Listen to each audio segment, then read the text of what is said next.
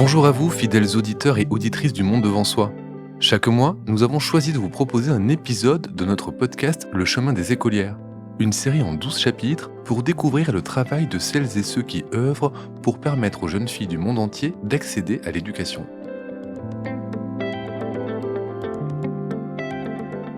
Comment aider les jeunes filles à suivre un enseignement de qualité ? Quelles sont les solutions mises en place à travers le monde ? Bienvenue dans Le chemin des écolières, un podcast de Slate soutenu par le Centre européen de journalisme. On vous emmène au Népal, en Inde, au Bangladesh et dans de nombreux autres pays à la rencontre d'hommes et de femmes qui se battent pour que toutes aient droit à l'éducation.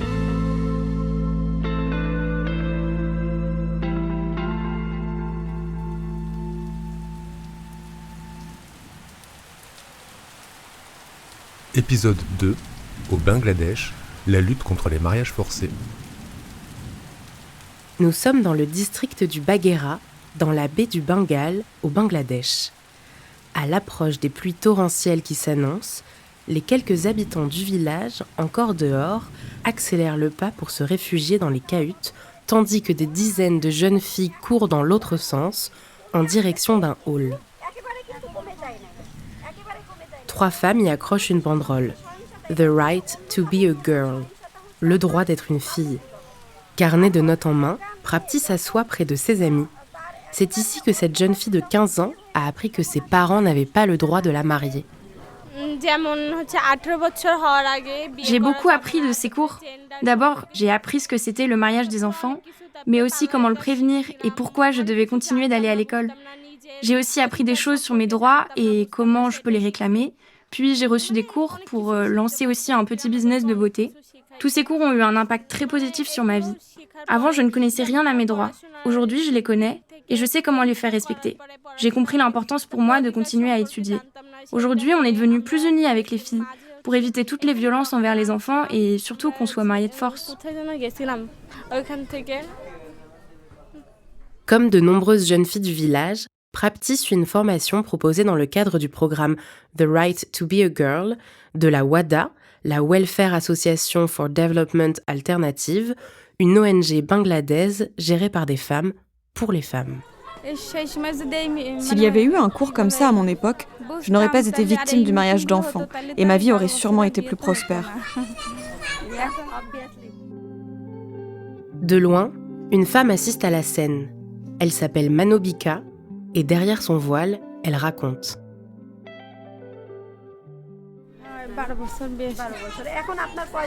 J'ai été mariée à 12 ans. Aujourd'hui, j'ai 32 ans et j'ai 5 enfants, dont 3 filles. Je suis mère au foyer, j'ai arrêté l'école quand on m'a mariée. Je n'ai rien pu faire. De toute façon, je ne connaissais rien à mes droits, rien non plus aux conséquences de ce genre de mariage. Aujourd'hui, mes 2 filles sont avec l'association et j'ai beaucoup appris à travers elles. Je sais aujourd'hui que c'est interdit de les marier avant 18 ans. Je sais que c'est très important de continuer leur éducation.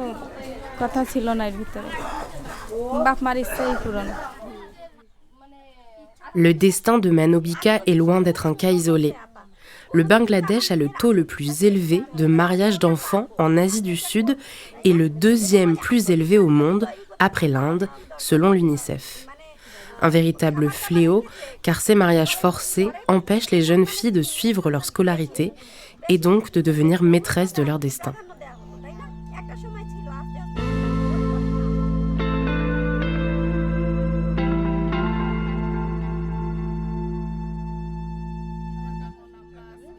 D'après des chiffres de 2017, dans le district du Baghera, 6 filles sur 10 ont été mariées avant leurs 18 ans et un tiers avant leurs 15 ans. C'est plus que les moyennes nationales qui s'élèvent respectivement à 51%, une fille sur 2, et 22%, une fille sur 5. Ce chiffre au Baghera s'explique notamment par les habitudes culturelles locales, mais aussi et surtout par la situation économique de cette région particulièrement pauvre, constamment touchée par des catastrophes naturelles, des cyclones et des crues soudaines. Et l'UNICEF l'a montré dans un rapport, il existe une corrélation entre défis climatiques et augmentation des mariages d'enfants. À cause de la vulnérabilité du climat de notre zone géographique, la situation économique des habitants est devenue très mauvaise. La plupart des gens sont très pauvres ici. Niloufa Akhter-Iti, 28 ans, est la fondatrice et présidente de l'ONG WADA. C'est à cause de ça, de ce climat social, que la plupart des parents considèrent que leurs filles sont des poids pour leur famille. Du coup, ils n'ont pas la volonté de continuer à les envoyer à l'école. Ils essayent plutôt de les marier le plus vite possible pour diminuer leurs coûts au sein de la famille, dans les dépenses du quotidien. C'est pour ça que la plupart des filles arrêtent l'école pour être mariées très jeunes. La situation de l'éducation dans la région est très compliquée, c'est pour ça qu'on s'inquiétait beaucoup pour cette zone.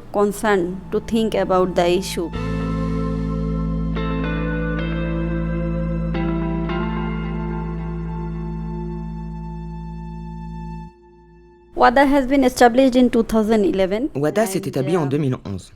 En 2007, un super cyclone du nom de Sidr et en 2009, un cyclone du nom de Aida ont balayé le sud du Bangladesh. Je viens du sud du Bangladesh, du Bagherat. J'ai moi-même vécu la manière dont les femmes et les enfants, plus particulièrement les filles, sont affectées et souffrent beaucoup plus en période de catastrophe. Elles sont bien plus vulnérables, font face à bien plus de violences, dont des violences sexuelles et de genre. Au vu de la situation, j'ai, avec 18 autres jeunes femmes assistantes sociales, lancé cette organisation qui est totalement dévouée au bien-être des femmes et des filles. C'est ça l'histoire de WADA.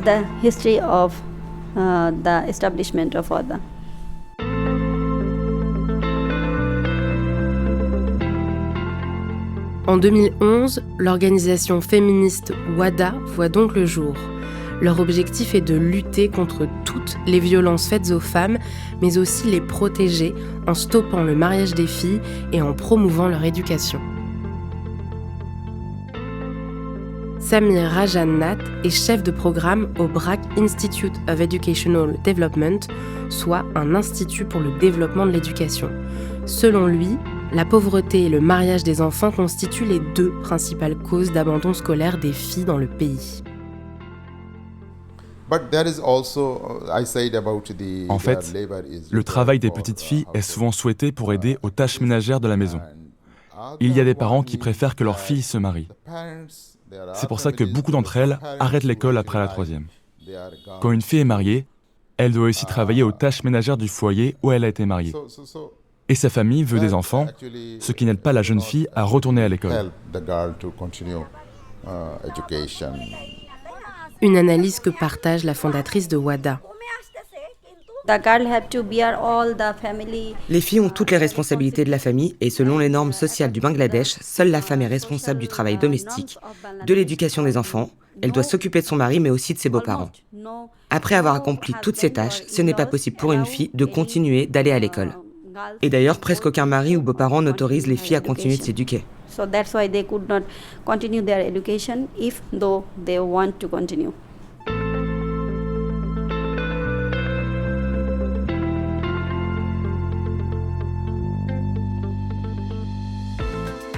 Et c'est justement pour les femmes de 32 villages du district de Bagheera que WADA a lancé 2 programmes. L'un pour sensibiliser les communautés sur les dangers d'une telle pratique en informant les jeunes filles de leurs droits et de leur potentiel, l'autre pour leur fournir la capacité de lancer une petite entreprise afin de financer leur éducation et de participer aux dépenses du foyer.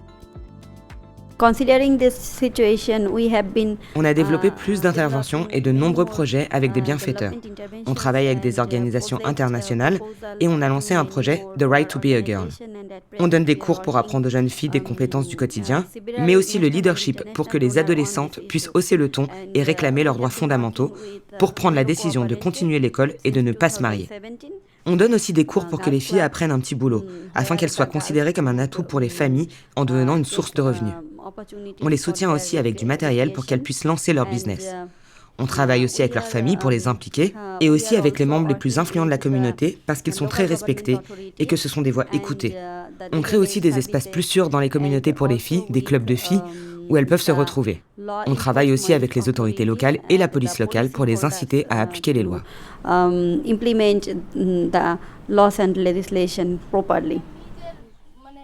Et ça marche. Suraya a 20 ans et elle termine sa 2e année d'études universitaires.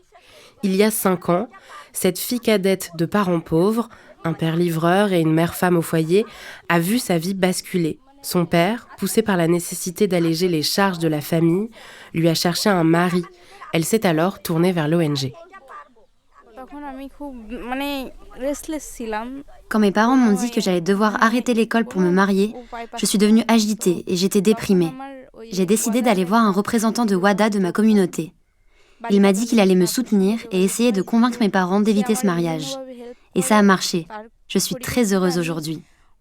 Grâce à ce groupe et ses connaissances, j'ai eu confiance. J'ai compris que ce n'était pas le bon moment pour moi de me marier. J'ai donc décidé de continuer mon éducation et me battre contre le mariage des enfants. J'ai réussi grâce à WADA et grâce à cette nouvelle confiance en moi, je continue d'aller à l'école.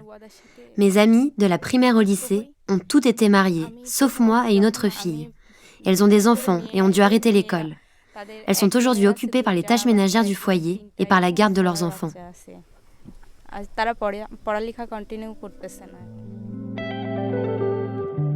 Évidemment, au début, la décision de rejoindre le programme a été mal vue. Suraya et l'ONG ont dû se battre, les représentants de WADA sont venus la soutenir, ils ont rencontré ses parents et ont inlassablement essayé de les convaincre de ne pas marier leur fille. Ce combat est aussi un combat contre des centaines d'années d'une pratique ancrée dans la communauté. Quand WADA m'a expliqué ce qu'entraîne le mariage des enfants, j'y ai réfléchi longtemps pour savoir si c'était vrai ou faux. Jada est la mère de Suraya. Elle se souvient de ce moment.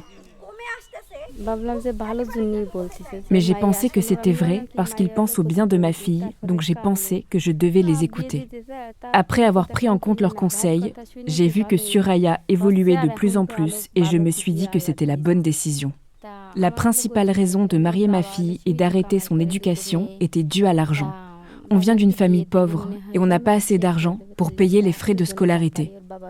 Autant moi que mon mari, nous n'étions pas au courant de l'importance de l'éducation des filles. On pensait qu'en mariant notre fille, on aurait moins de frais dans la famille. Et puis, on a été convaincus par les représentants de WADA. On a compris l'importance de l'éducation des filles et de l'effet du mariage d'enfants. Donc, on a changé de décision et on veut désormais qu'elle continue son éducation.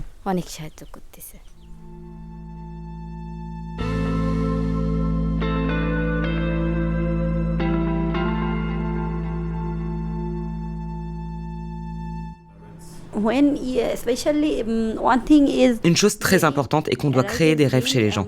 Quand les gens rêvent, qu'ils ont l'idée qu'une chose positive peut arriver, alors ils changent leur comportement, leurs croyances et leurs habitudes.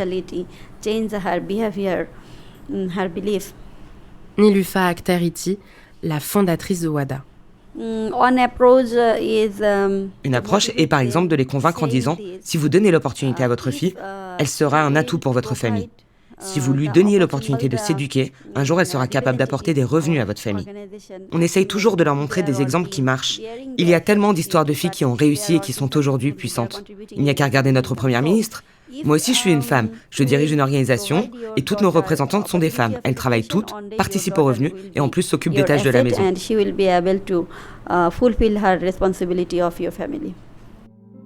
Suraya retourne rapidement sur les bancs de l'école, mais un autre problème surgit. Avec ce mariage avorté, la famille ne s'en sort pas financièrement. La deuxième phase du projet est alors essentielle, celle du programme de formation à une activité rémunératrice. Le but est de former les jeunes filles à des petits boulots qu'elles peuvent faire chez elles après les cours, de la couture aux soins de beauté. Après 2 mois, elles reçoivent gratuitement le matériel nécessaire pour lancer leur activité, une machine à coudre dans le cas de Suraya. En 2021, j'ai eu un nouveau cours de couture.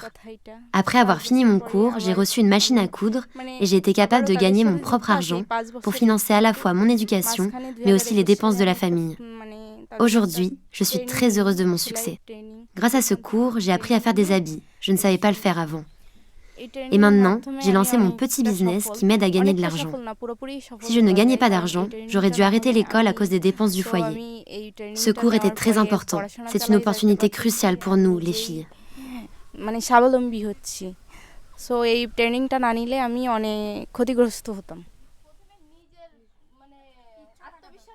À raison d'1 heure de couture par jour, Suraya gagne ainsi 2000 takas par mois, soit environ 16 €, quand le salaire mensuel minimum dans le pays s'élève à 8000 takas, soit 64 €. Mais c'est suffisant pour payer les fournitures scolaires et participer aux charges de la famille. Et cela permet de changer le regard du village envers les filles, qui ne sont plus perçues comme des poids dont il faut se délester au plus vite. Elles deviennent des exemples pour toute une communauté et cela va aussi changer la vie de celles qui n'ont pas suivi ces cours.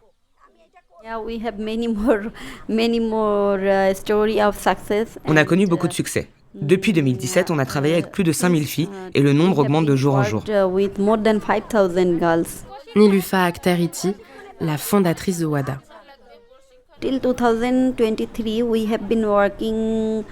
En 2023, on a travaillé avec 500 filles. Et c'est une réussite puisque 200 n'ont pas été mariées. Et ça, c'est un grand succès pour nous.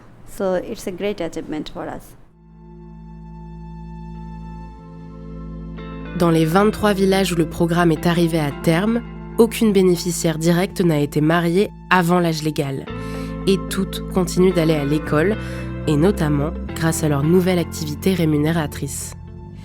Mais le phénomène le plus marquant est peut-être l'influence de ces programmes sur les filles n'ayant pas suivi ces cours. Alors que le taux de mariage précoce dans les communautés accompagnées par WADA s'élevait à 62% en mai 2018, il est tombé à 9% 4 ans plus tard. En comparaison, les autres villages du district du Bagheera où le programme n'a pas été implanté ont vu ce taux passer de 61% à 68%, notamment en raison de la pandémie de Covid-19 qui a fait exploser les mariages d'enfants dans les zones pauvres du Bangladesh. Le taux d'abandon scolaire des filles, quant à lui, est passé de 75% à 10% dans les villages où l'association a dispensé ses cours.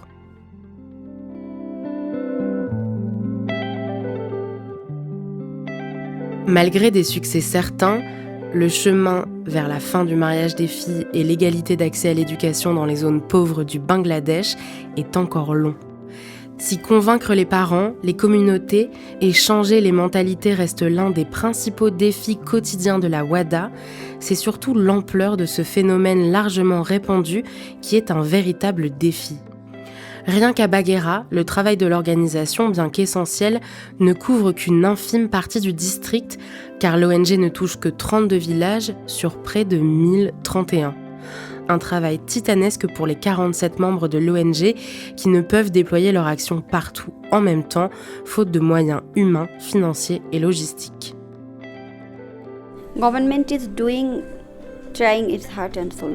Le gouvernement fait tout ce qu'il peut pour lutter contre ce phénomène. Mais le problème, c'est que les lois ne sont pas respectées. C'est très dur de toucher toutes les communautés. Ça fonctionne beaucoup moins bien quand les lois viennent d'en haut, alors qu'elles devraient venir du peuple. C'est pour ça qu'ils ne les respectent pas. On fait en sorte que nos filles puissent changer ça. On espère que nos bénéficiaires puissent influencer le reste de la communauté.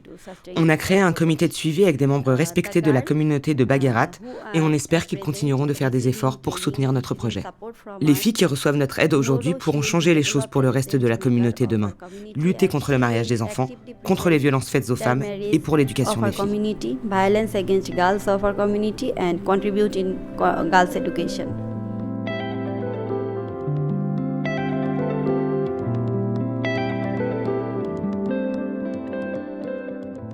Vous venez d'écouter Le chemin des écolières, un podcast Slate Podcast, dont une version écrite accompagnée de photographies réalisées par Robin Tutange est disponible sur le site de slate.fr. L'ensemble de ce projet a reçu le financement du Centre européen du journalisme par l'intermédiaire de l'accélérateur de journalisme de Solutions. Ce financement est soutenu par la Fondation Bill et Melinda Gates.